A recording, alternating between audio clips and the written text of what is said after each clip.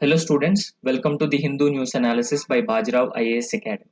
So today we will discuss all the important and relevant news articles which are actually covered in the Hindu newspaper. Okay, so before actually discussing all these important news articles, so please subscribe to Baji IAS Academy YouTube channel because we are coming up with new classes. Okay, so you will have access to such classes and they are very helpful for your examination. So these are the list of very important and relevant news articles for today's discussion. So the first news article is two judgments and the principle of accountability. So yesterday also and day before yesterday also we have discussed about the Delhi judgment. Okay, so the tussle between Delhi government and the center over the control of the administration. So therefore the Supreme Court has directed that the Delhi government, okay, so the government led by the Chief Minister have the ultimate control over the administration. And apart from this judgment, the Supreme Court has also given the Constitution Bench of the Supreme Court has also given another judgment with respect to the Shiv Sena in Maharashtra Shiv Sena split. Okay, so we will understand the contradictory judgments of the Supreme Court in the matter of in the matter of Maharashtra and Shiv Sena split, and also the Delhi judgment. The next article is a Kerala, an exemplary story of palliative care. So palliative care is a very important part of the overall healthcare architecture, and in Kerala, it is particularly driven by the community.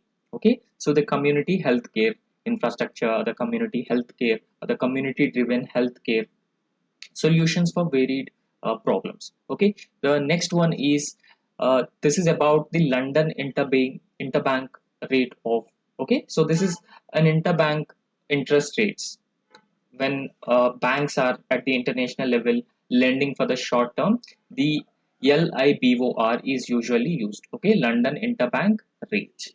The next article is for prelims. This would be important. Okay, this might be important for prelims LIBOR. The next one is take steps to reduce unnecessary hysterectomies, center tells states. Because hysterectomies have a huge health related impact on women, and most of the women who undergo hysterectomies were from the scheduled caste category, scheduled tribe category, and also the other backward classes women. Okay, so since they are poor and they lack education, several private healthcare institutions were actually luring them to undergo the hysterectomies, and that will have a huge health related consequences on women, okay, after this surgery has done. So therefore the center has directed the state governments to ensure that prevent unnecessary hysterectomies in their respective states. The next one is cabinet gives approval for fertilizer subsidy of 1.08 lakh crore for kharif season. Okay, so every season center announces the you know subsidy for the fertilizers. So in the same way, the cabinet committee also announces fertilizer subsidy for of 1 lakh 8 crore for kharif season. Okay, because see, farmers increasing input costs would place them in a more vulnerable condition. So therefore, center lends them the helping hand, and the farmers will not face losses. And in order to reduce the input cost of a farmers, and because we mostly import fertilizers, and fertilizer cost is also very high because of the recent Russia Ukraine war. Most of our raw materials for fertilizer are sourcing from these countries. Because of Russia Ukraine war, the fertilizer prices have also increased manyfold. So because of all these reasons, in order to make fertilizers affordable for the farmers, government announces the fertilizer subsidy on the lines of food subsidy, fuel subsidy, etc. The next article is India, European Union explore ways to resolve the carbon border tax. Okay, so the carbon border adjustment tax, which we have already discussed about this. Okay, so India's exports to European Union might gets impacted. Okay, there will be an impact on India's exports to European Union, particularly steel and aluminium, because they are mostly produced by carbon intensive technologies. When we produce steel and aluminium through carbon intensive technologies, when they are exported to European Union, the carbon border adjustment tax would make them more expensive. Okay, so they would make these exports more expensive, and more expensive means they are less competitive.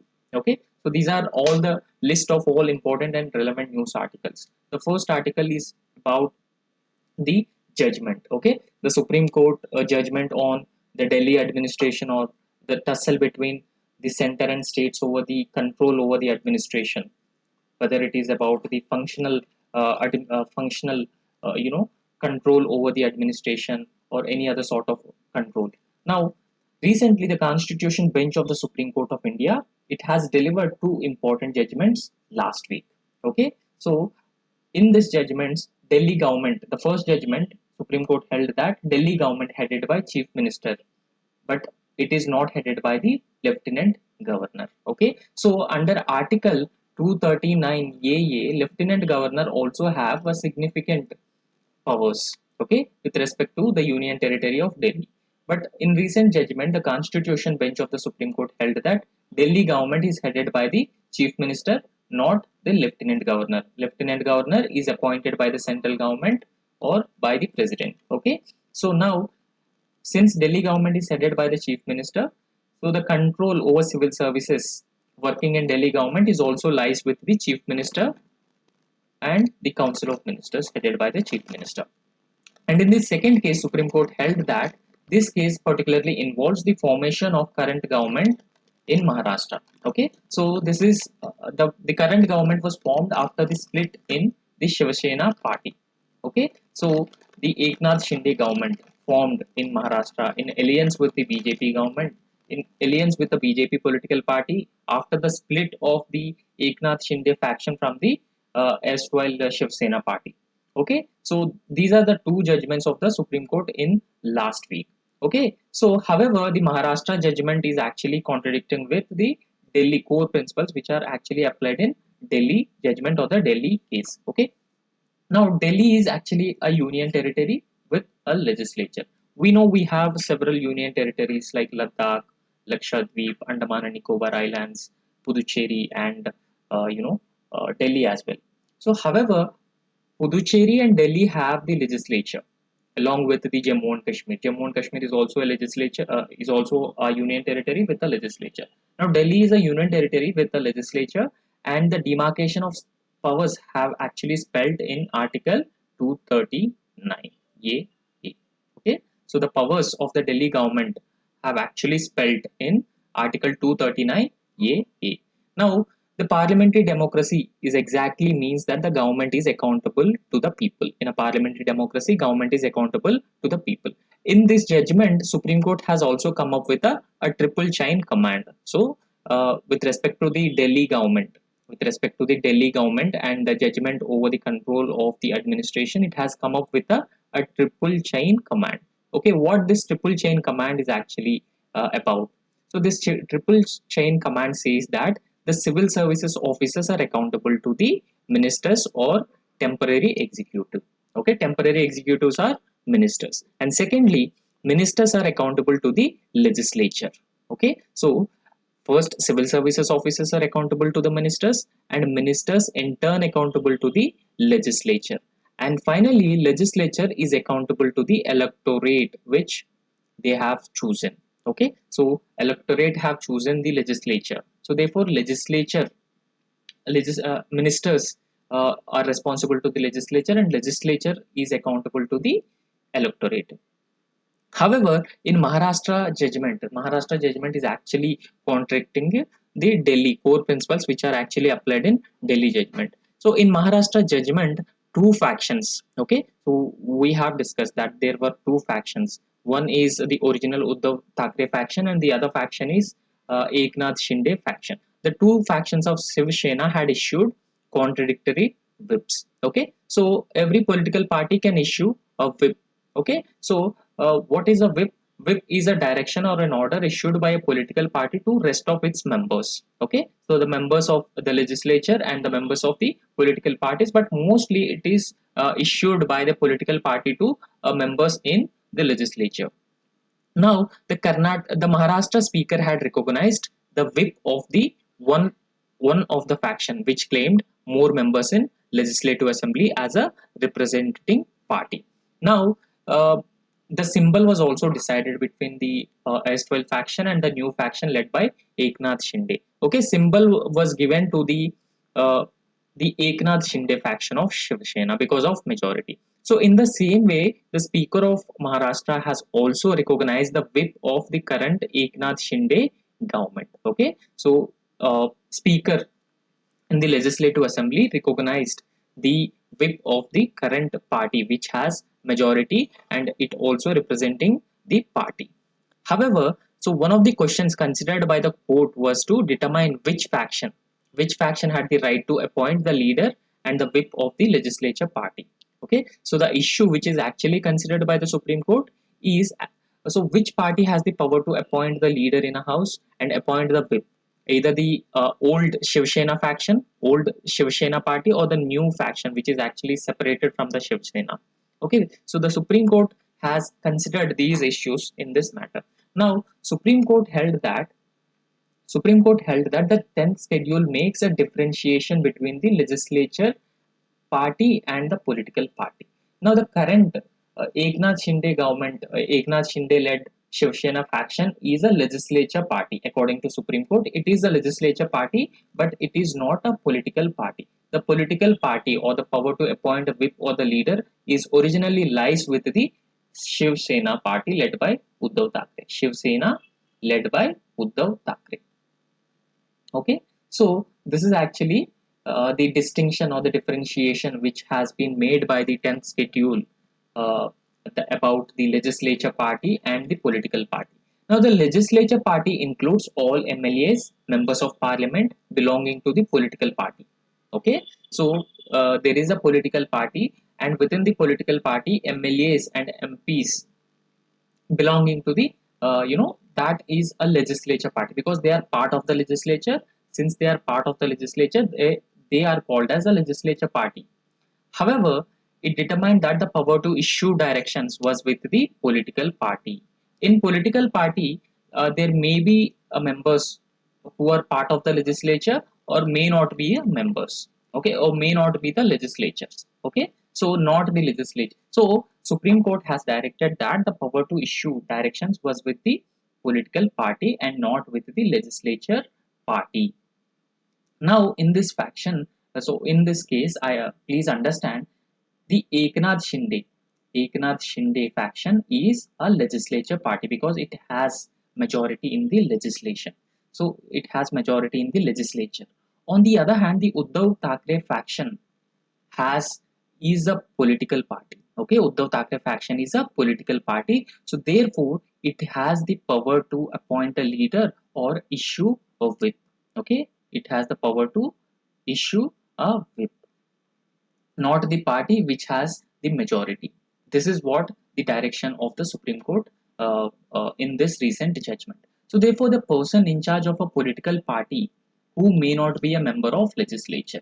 Okay, even though if a person is not a member of legislature, he can direct the all the members of his political party, whether they are legislatures or member of parliament or not. Okay, now, so he would control every vote of the MLAs and MPs of that party, and failure to adhere to the such direction by MLA MP would lead to the disqualification. So why we are discussing all this? Why it is important to discuss all this? So please understand in Delhi judgment, what Supreme Court held? Supreme Court held that civil servants are responsible to the ministers, and ministers are responsible to the legislature, and legislature is responsible to the people. Okay, because people elected the representatives, so ultimately the representation of legislature is to people, or the accountability of the legislature is to the people. But in this case, the Maharashtra judgment, Supreme Court held that the legislature is responsible to the leader of a political party. Okay, leader of a political party, not the party which is actually have majority in the legislature. Okay, so you can observe the contradiction here. You can observe the contradiction here, because even though the leader of a particular political party, not the member not the member of a not the member of an assembly. The legislature or the MLAs, MPs are responsible or accountable to the him, accountable to the accountable to the leader. However, on the other hand, these legislatures are elected by the people. Okay, these legislatures are accountable to the people.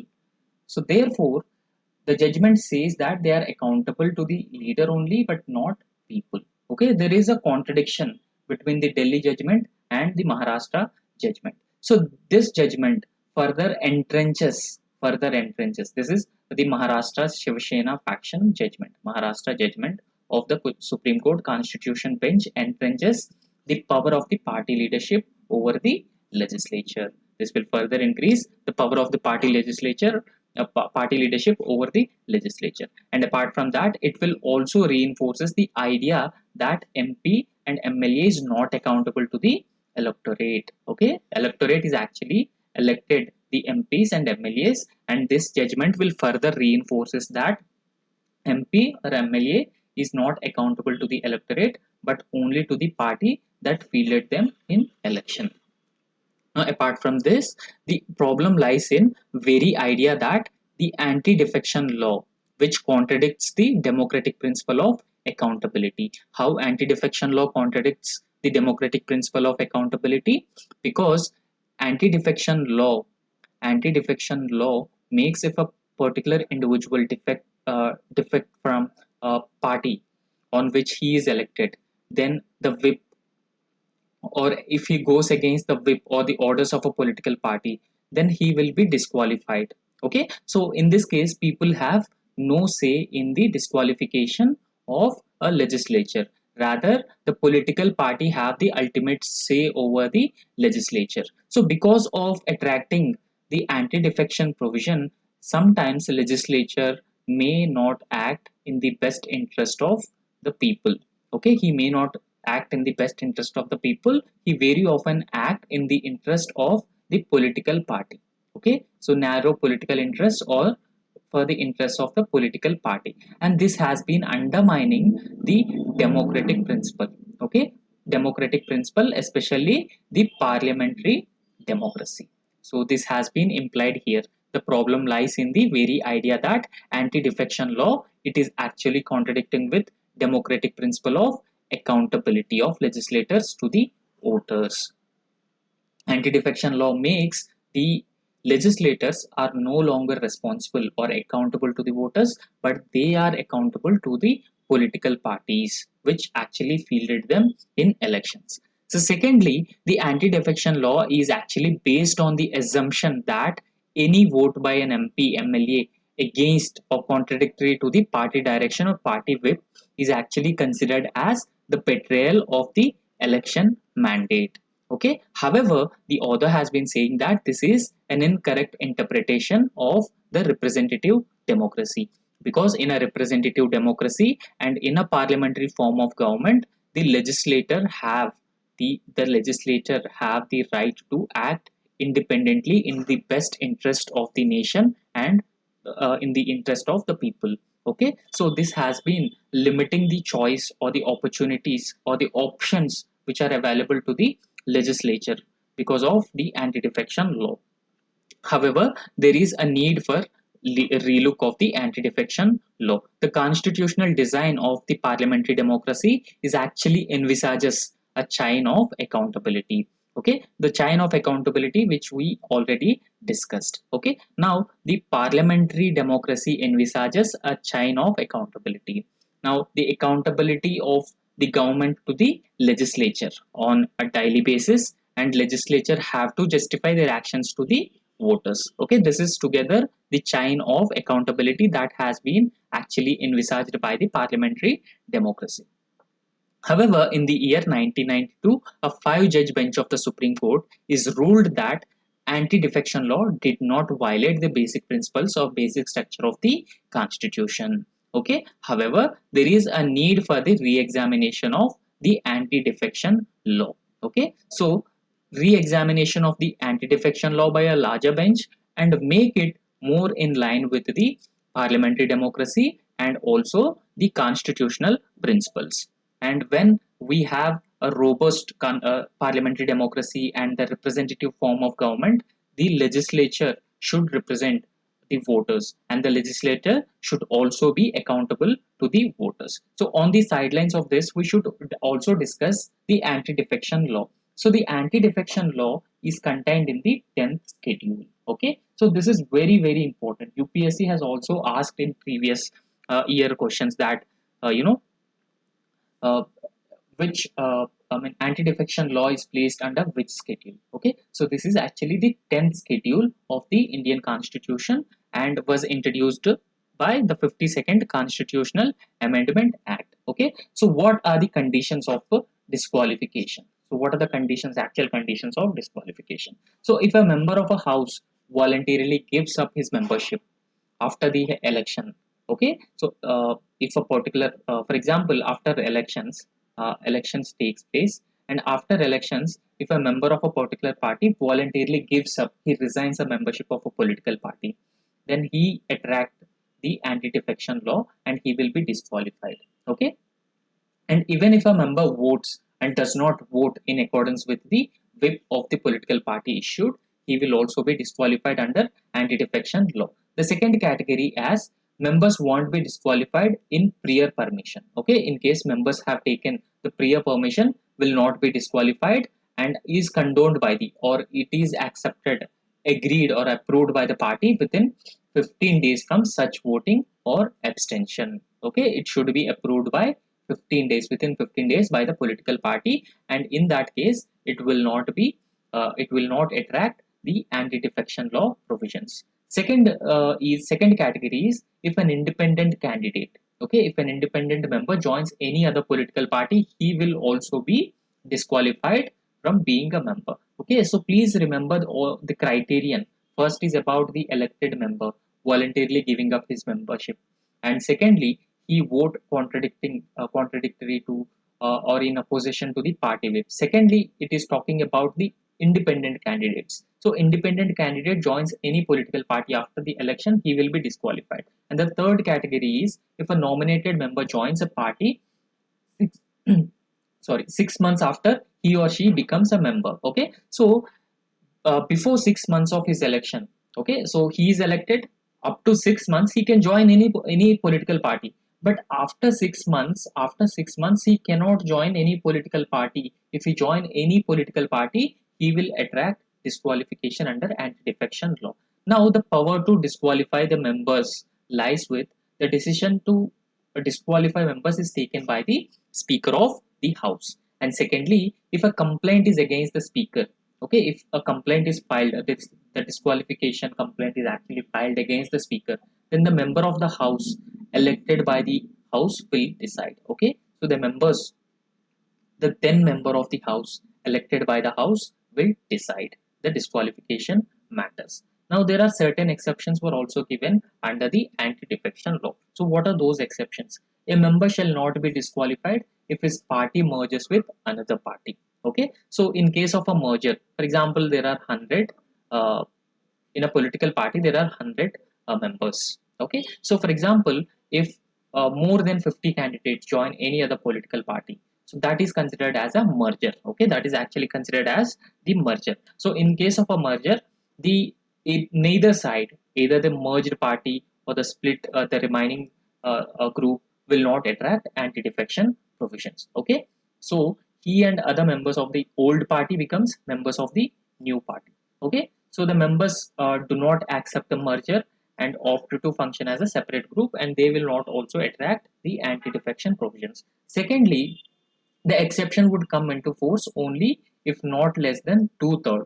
Okay, at least two-third of the members have been shown interest to merge with the another political party. If not two-third, then it is considered as defection and it attracts the anti-defection law provisions. Okay, so there is another exception also. The other exception is that, for example, uh, if a member after elected to the post or after elected to the office of the speaker, after elected to the office of the speaker, then he can voluntarily resigns for the membership of a political party. Okay, so he will not attract disqualification under the anti-defection law. Okay, so after a resignation to the membership of a political party, he can rejoin the political party after his term as a speaker of the house is over. Okay, so this is all about the anti-defection law provisions and the contradictory judgments of the constitution bench of the Supreme Court in the Maharashtra case and also the Delhi judgment.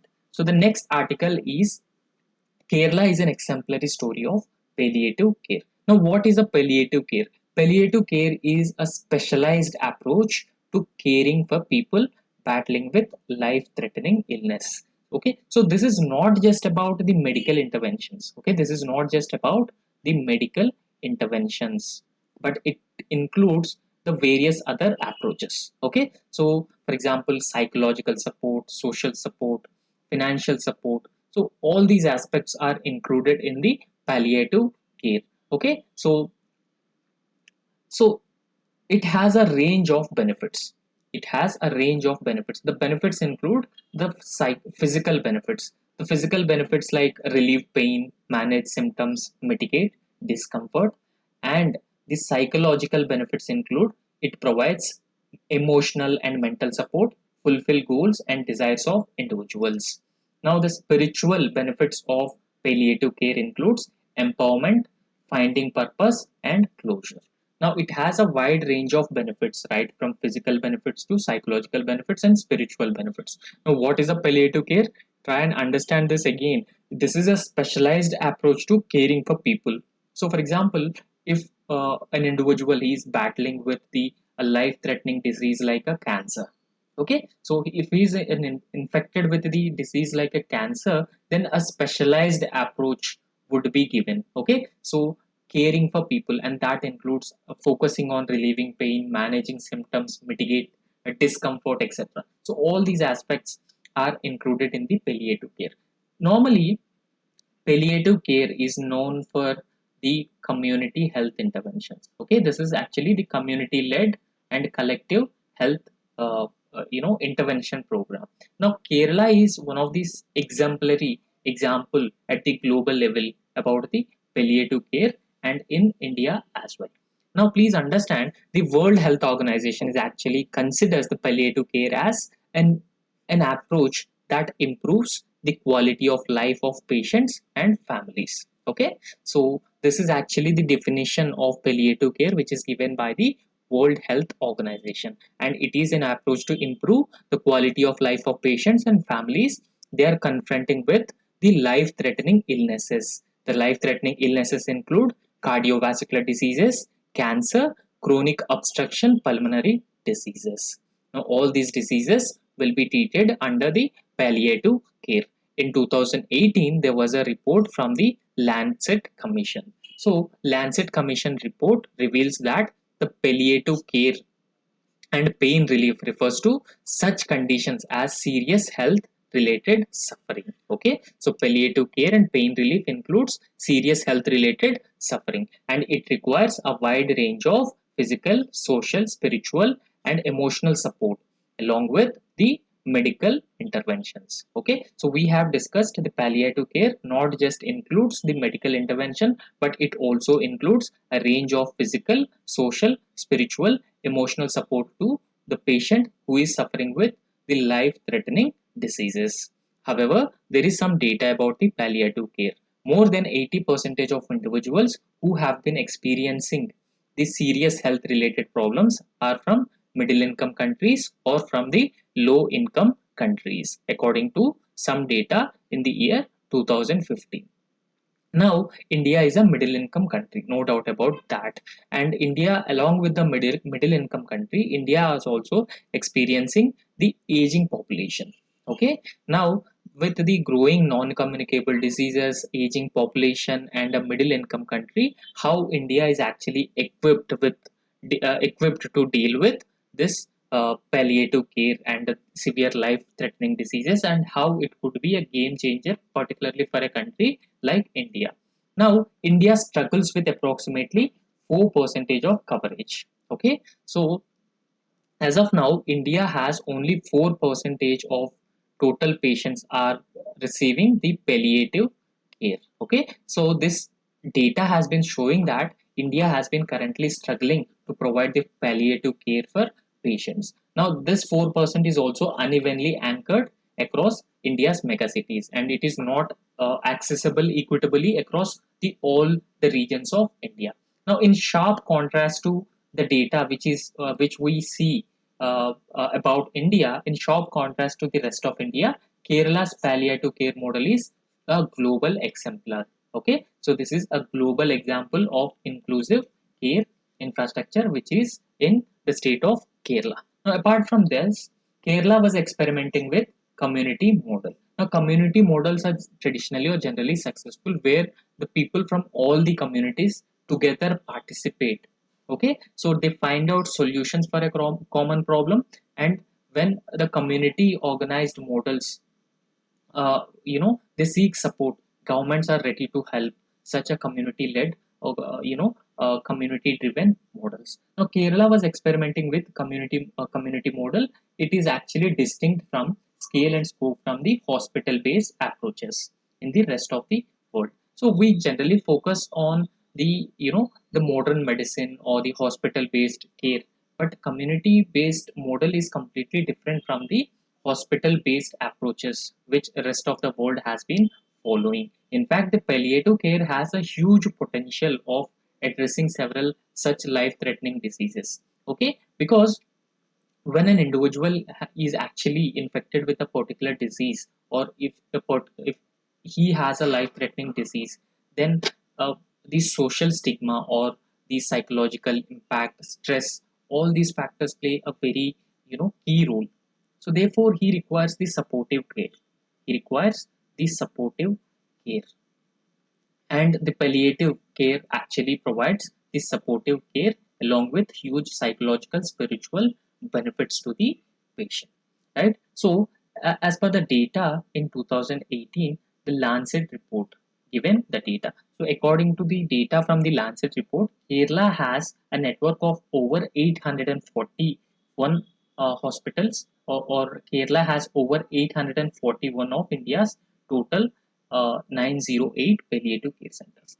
Like, see, so across India, sorry, so across India we have around across India we have around 908 palliative care centers. So within this 908 palliative centers, 841 palliative centers are located within Kerala. Okay, 841 palliative care centers are located within India. So you can imagine the scale of palliative centers which are concentrated in the state of Kerala. Now, further, the community maternal health initiatives have spun off Kerala's palliative care movement. Okay, so since there has been a linkage between the palliative care and the community health led models. Now Kerala's palliative care movement has also given fillip to the community mental health initiatives within the state of Kerala. Okay, so now please understand the other factors like the state and the community created possibility. The state and the community in the palliative care has also created the possibilities of private sector crowding in effect. Okay, for example, if there is a huge possibility of the palliative care, then the private sector would also show interest and would also come into the palliative care. Now this is called as a crowding out effect. Okay, sorry, crowding in effect. Here private healthcare must offer better standards than the public or community organizations for patients. Okay, so when the private sector is offering, or when the private sector is ready to offer the better standards in their respective institutions, then the people would likely prefer the private institutions over the community and the public led palliative care institutions, and this will also lead to creation of employment opportunities and the growth of the palliative care institutions across the state. So finally, Kerala story exemplifies how diverse groups, irrespective of caste, class, religion, okay, region, so diverse group of people have participated in the community health management of palliative care. Okay, so they forged solidarities to create a care infrastructure.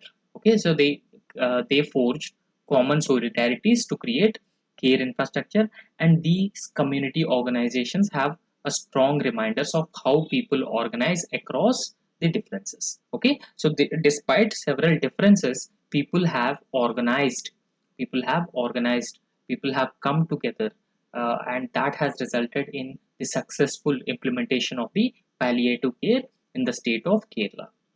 Okay, this is actually the importance of the palliative care, because it has a wide ranging benefits. However, in India, only 4% of total 4% of total patients are actually covered with the palliative care, and a very low concentration of palliative care in different other parts. So therefore there is a need to increase the palliative care in other parts of the country also.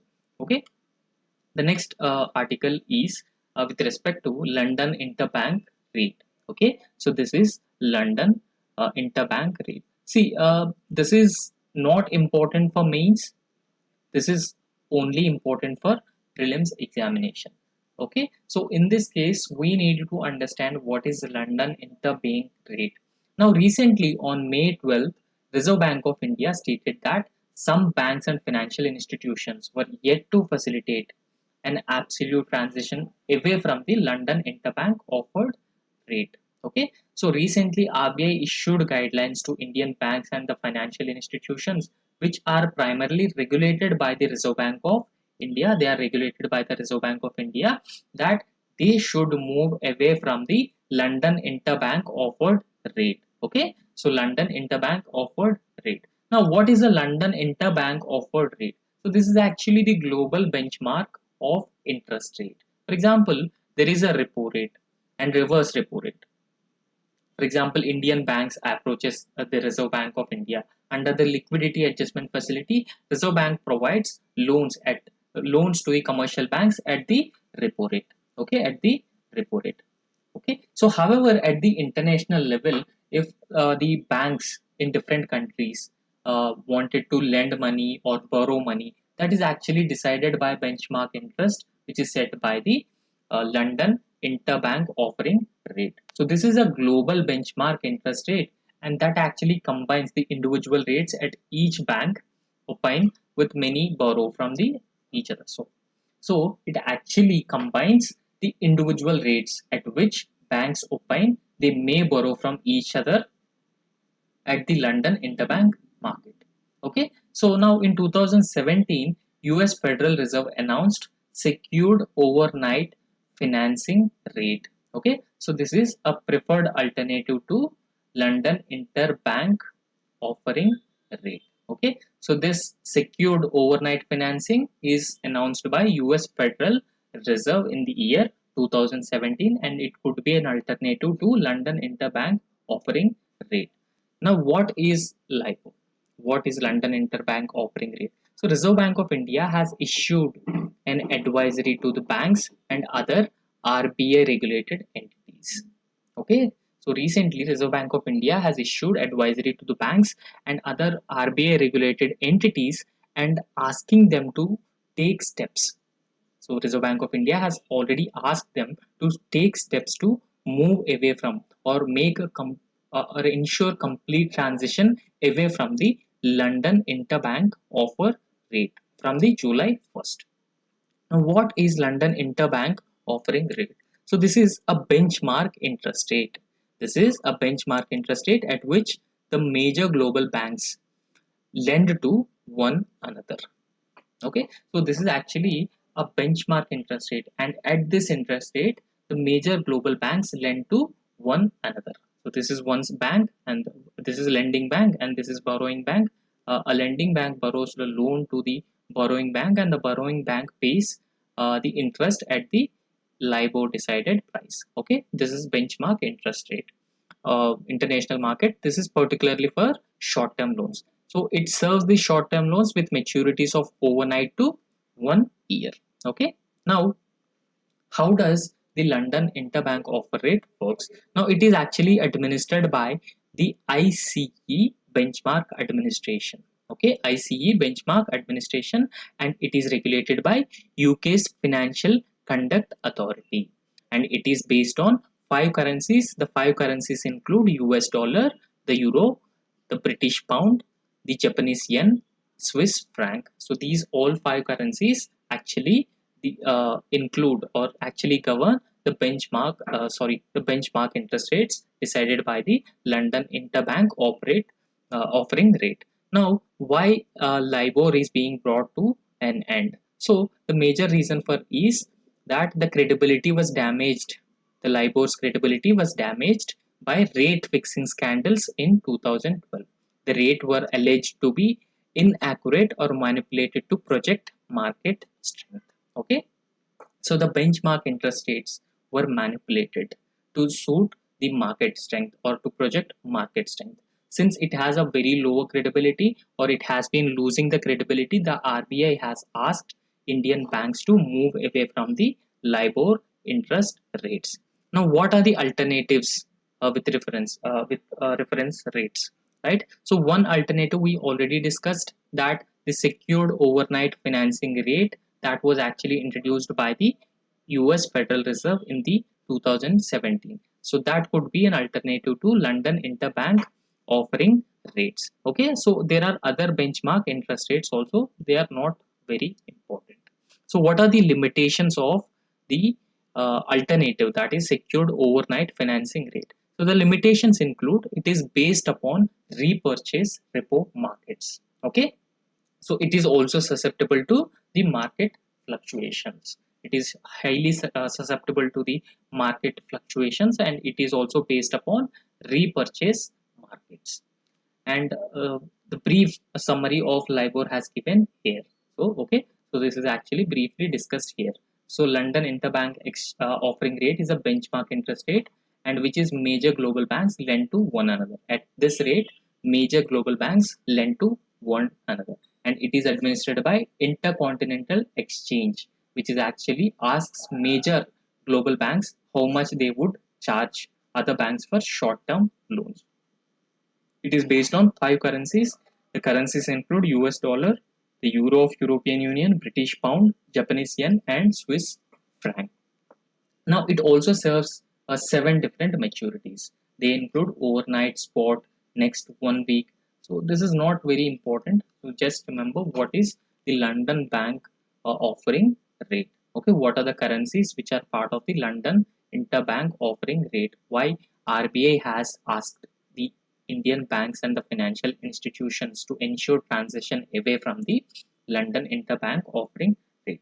So for example, at the national level, we have RBI that decides the benchmark interest rates or the repo rate, or the repo rate on the river repo rates. So what if the banks wanted to lend currency or lend money at the international level? Who will decide the benchmark interest rates? So in this case, LIBOR, the London Interbank offering rate, actually decides such a transactions at the international level. So due to the manipulation and fraud concerns, the UK Financial Conduct Authority, okay, so the UK Financial Conduct Authority has decided it will no longer compel banks to submit LIBOR estimates by the end of 2021. Okay, this is all about the London Interbank offering rate. So the next article is with respect to the carbon border adjustment mechanism. Carbon border adjustment mechanism. Now, in our previous classes, we have discussed what is carbon border adjustment mechanism and how it will impact India's exports to European Union. India's exports to European Union, particularly iron and aluminium. Now, what is a carbon border adjustment mechanism or carbon tax, which is actually introduced by the European Union? Now, please try and understand actually how the carbon border adjustment mechanism actually works.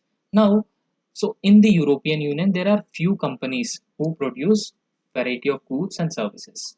Okay, so these companies, they comply with the environmental norms or environmental standards which are prescribed in the European Union. Okay, so they are actually compliant with the European Union climate standards. Okay, so that includes carbon pricing. Carbon pricing is one such norm which is mandated in the European Union, and the companies which produce goods and services is actually comply with the climate standards. However, there are several non-European Union countries also, or companies which are not part of the European Union. For example, countries in the global south, countries in the global south, and India, China, Southeast Asia, okay, so etc. So such companies in these regions may not comply with the environmental standards which were set by the European Union. Okay, for example, while producing products or goods or services, they should not use the carbon intensive technologies,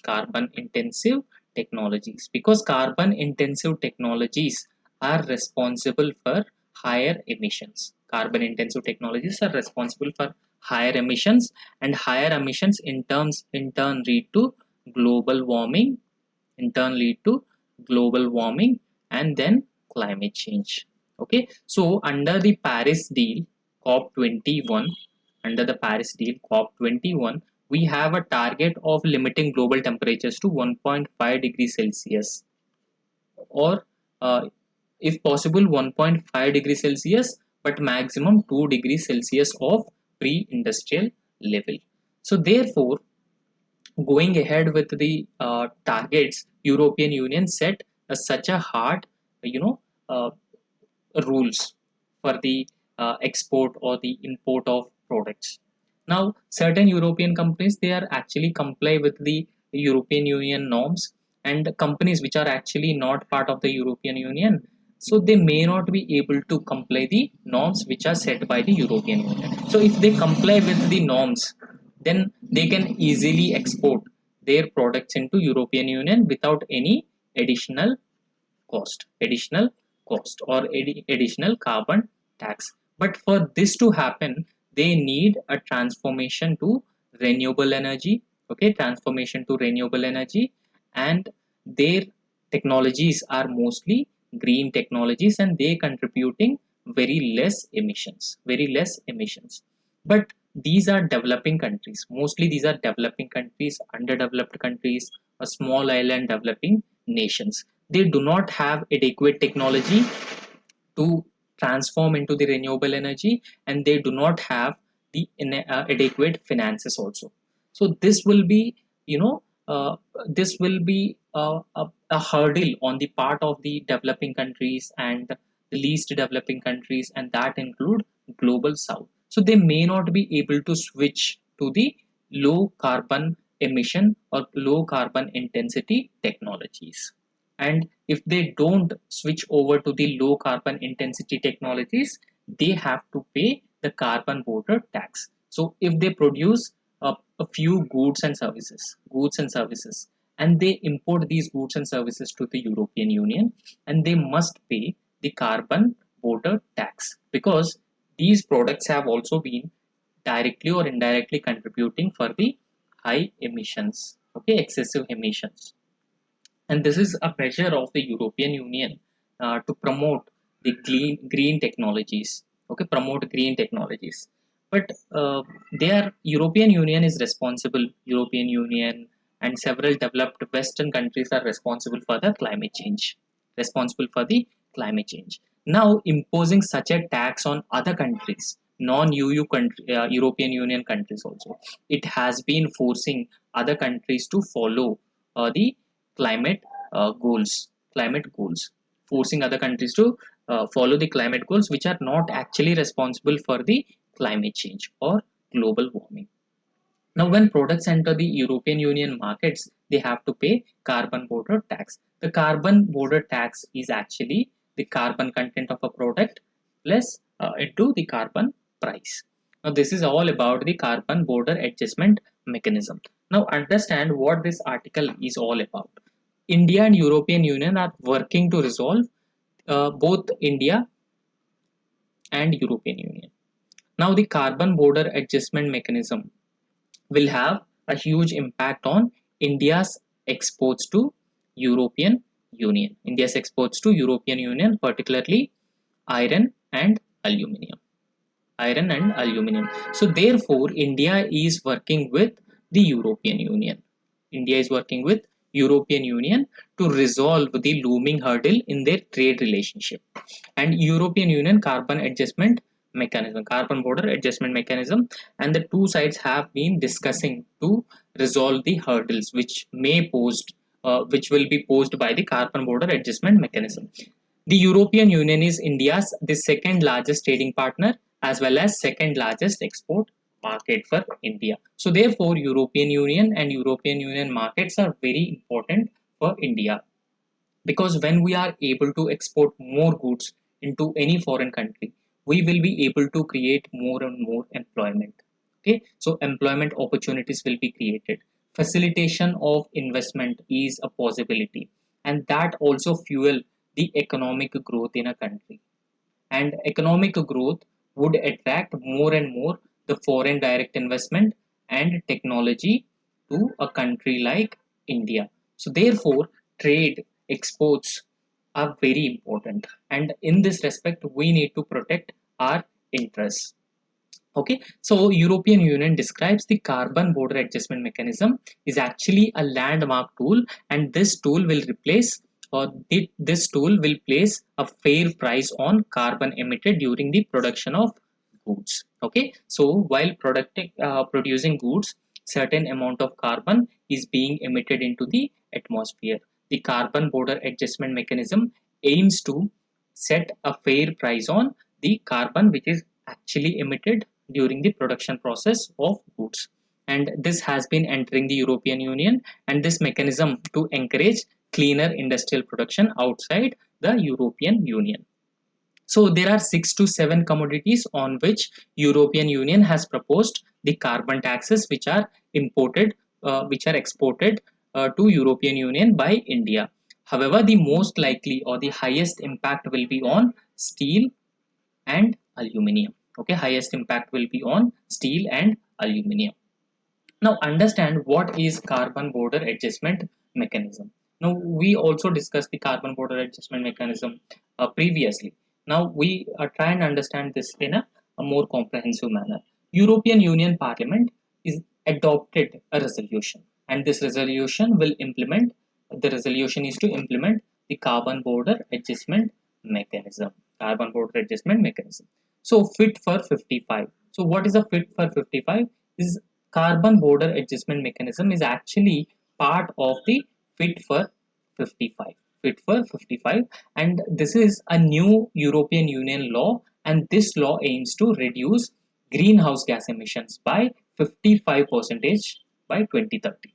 Okay, so and overall net zero emissions by 2050. So what is a net zero emission? Net zero emission is actually a balance or the equilibrium between the total emissions generated by a country and its capacity to absorb the emissions which are actually produced by that particular country is a net zero, you know, is actually called as a net zero emission. Now, India aimed at achieving net zero by 2070. However, European Union promised to achieve net zero by 2050.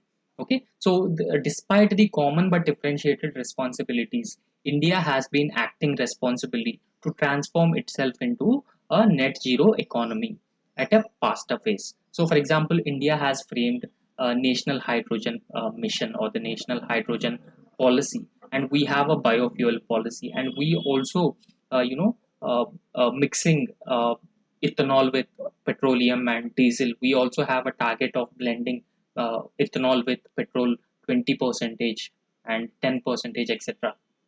So we also aggressively acting on renewable energies, solar, wind, and geothermal energy, and in fact waste to wealth. So therefore, despite the common but differentiated responsibilities on climate change, India has been acting more proactively and setting an example at the global stage. So why this carbon border adjustment mechanism is a cause of concern for India? Now, India will stands to lose around 1 to 1.7 billion in energy intensive exports. Okay, so these energy intensive exports like steel, aluminium, etc. So the carbon tax would raise the cost of Indian made goods into the European Union. Okay, so for example, India exports aluminium, iron into European Union. Now, European Union has been imposing carbon tax on aluminum and steel. Then the prices of steel and aluminum will further increase in European markets, and that makes the products less competitive. Okay, that makes products less competitive. Because of this reason, it is a cause of concern. Now, carbon border adjustment mechanism. The products entering European Union would be charged at the border itself. And tax like this would promote the low carbon resource efficient manufacturing across the world. And it will also encourage producers to invest more environment friendly technologies. So these are the advantages of carbon border adjustment mechanism. Apart from this, the way forward for Indian industry include Indian companies should spend more on renewable electricity. Apart from this, India might implement science-based emission reduction objectives, and this will help India make faster transition into the renewable energy, uh, into the clean technologies of clean energy, and will also open up more and more markets for Indian goods, and we can also export such goods in a more competitive prices or at a more competitive prices. Now, the next important news article is with respect to hysterectomies. Okay, hysterectomies. Now, what exactly is the hysterectomies? Hysterectomy is, you know, wait. So hysterectomy is actually a surgical procedure. Okay, so this is actually a surgical procedure, and that removes the uterus. So uterus is a female reproductive organ, and the hysterectomy aims at removing the surgical procedure, which is aimed at removing the uterus in female. Now, according to a data by the National Family Health Survey for 2015-16, so it estimates that hysterectomy is prevalent to be 3.6 percentage against women in 30 to 39 years. Okay. Now, two-thirds of the procedures are conducted by the private hospitals. So in this news article, the center has directed the state governments to take steps to reduce unnecessary hysterectomies. Okay, so why the center has directed to reduce the unnecessary hysterectomies to the state government? It is because of a few reasons or the multiple reasons. So the reasons include 1 in 4 women undergoing these hysterectomies or these surgical procedures were actually anemic. Anemic is a lower levels of blood. Okay, so or hemoglobin.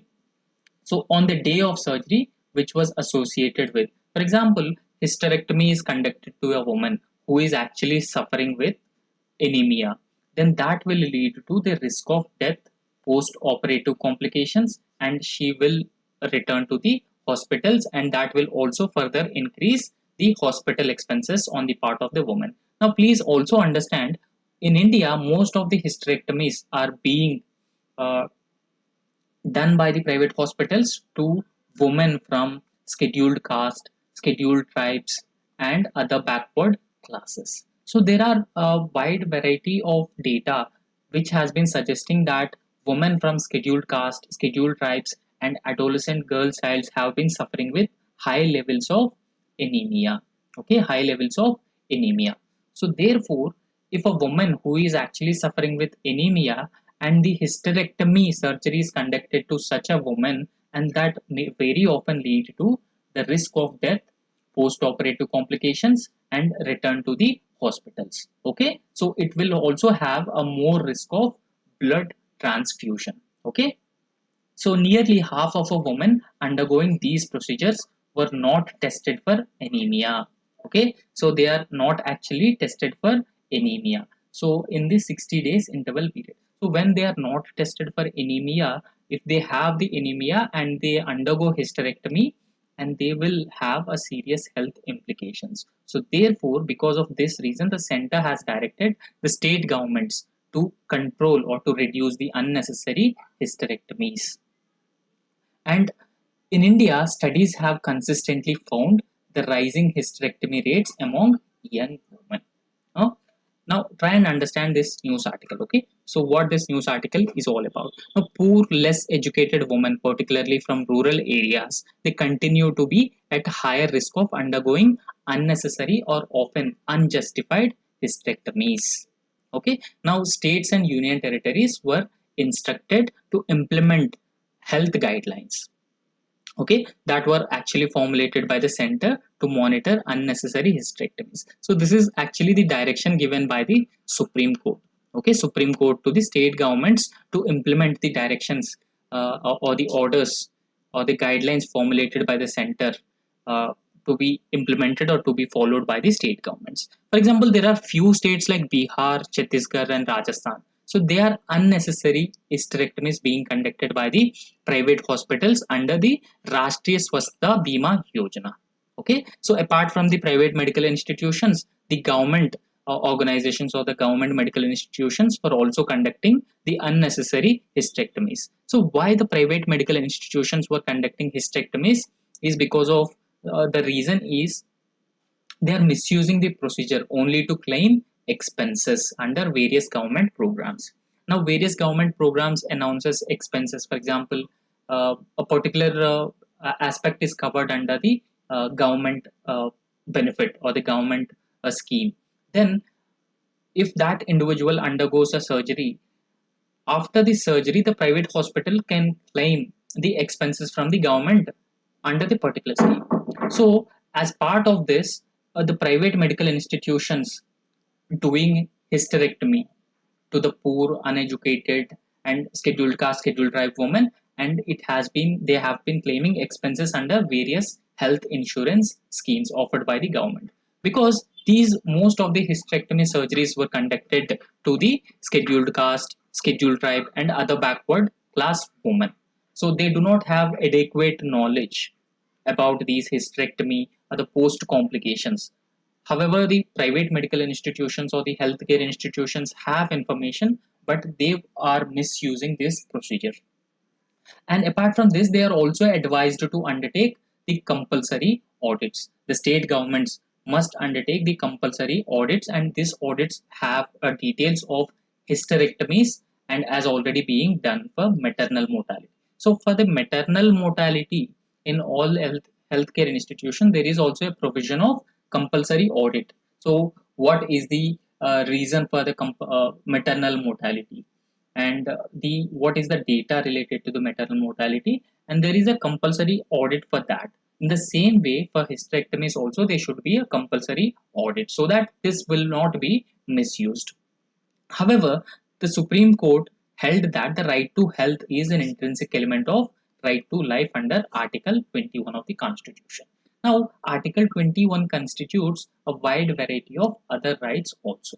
Okay, so for example, right to a healthy environment is part of the Article 21. In the same way, right to health is also an intrinsic element of right to life under Article 21 of the Constitution. So there has been a serious violation of the fundamental right to health because of these unnecessary and unjustified hysterectomies is being conducted at a large scale, and this will have a serious health related implications for women. Okay, so this is all about hysterectomies. Okay, hysterectomy is a surgical procedure, and this hysterectomy is aimed at removing the uterus of female reproductive system. Now, the next article is with respect to the fertilizer subsidy. Okay, fertilizer subsidy. Now, the government announced the fertilizer subsidy of 1.08 lakh crore rupees for the Kharif season.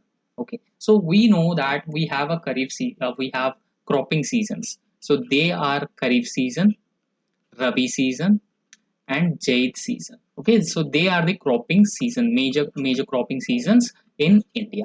Now, for the Kharif season, which is about to start after this month, the government announced the fertilizer subsidy of 1.08 lakh crore. Now, fertilizer is very important for a bumper crop or good crop productivity. Now, good crop productivity will ensure that the farmers will have adequate incomes, or they receive remunerative prices for their produce, because of the monocropping practices or excessive use of chemical fertilizers and chemical pesticides. There has been a continuous decline in the soil fertility over a period of time. Continuous decline in the soil fertility over a period of time. Now, soil fertility decline will force farmers to use more and more fertilizers. Okay. However, we do not have a significant domestic manufacturing capabilities with respect to fertilizers. So most of the fertilizer components, raw materials, we have been importing. Now, when we import fertilizer, that increases the cost of fertilizer import and the fertilizer manufacturing in India. So if fertilizers are sold for higher prices or expensive prices, farmers generally cannot afford fertilizers. So when they cannot afford fertilizers, then they will not use fertilizers, or the crop productivity will reduces and the food security matters will come into force or come into force. So therefore, in order to address all these issues, government on each season announces the fertilizer subsidy for the farmers. Okay, so the Cabinet Committee on Economic Affairs gives approval for fertilizer subsidy of 1.08 lakh crore for this Kharif season. Okay, for this Kharif season. So particularly after the Russia-Ukraine war, the fertilizer prices have further increased because Russia is one of the major supplier of fertilizers to India. So because of the supply chain disruption, on because of the supply chain disruption on the eve of Russia-Ukraine war, the fertilizer prices have further increased manifold. Now, please understand the nutrient-based subsidy scheme in India. So what is a nutrient based subsidy scheme? So this is actually providing subsidy to the fertilizers or nutrient based fertilizers. So it is a fixed rate of subsidy per kilogram, and this is decided on annual basis, and this is being implemented since 2010. So what is the aim of the nutrient based subsidy scheme? Nutrient based subsidy scheme. So it will ensure the availability of fertilizers to the farmers at a more affordable price. Now it will address the affordability, accessibility and availability issues to the farmers, and it will also increase the consumption of potassium and phosphate fertilizers. So they are also known as NPK fertilizers. So NPK fertilizers have to be used in 4 is to 2 is to 1 ratio. Now, so this will be implemented by the Department of Fertilizers. Please don't confuse. Department of Fertilizers is under the Ministry of Chemical and Fertilizers, but it is not under Ministry of Agriculture. Okay, so it is not under Ministry of Agriculture and Farmers Welfare, but it is under Ministry of Chemicals and Fertilizers. So what is the ambit of nutrient based subsidy program? Given nutrients like nitrogen, phosphate, potash and sulfur, so it is actually covered, or it is given to nitrogen, phosphate, potash and sulfur.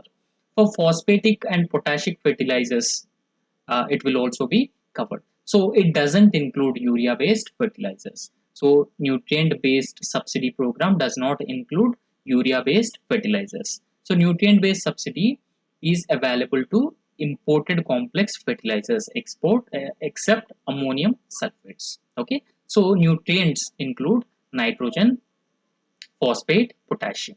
So the main source of urea is nitrogen, and phosphorus is being used for DAP, and potassium is for muriate of potash.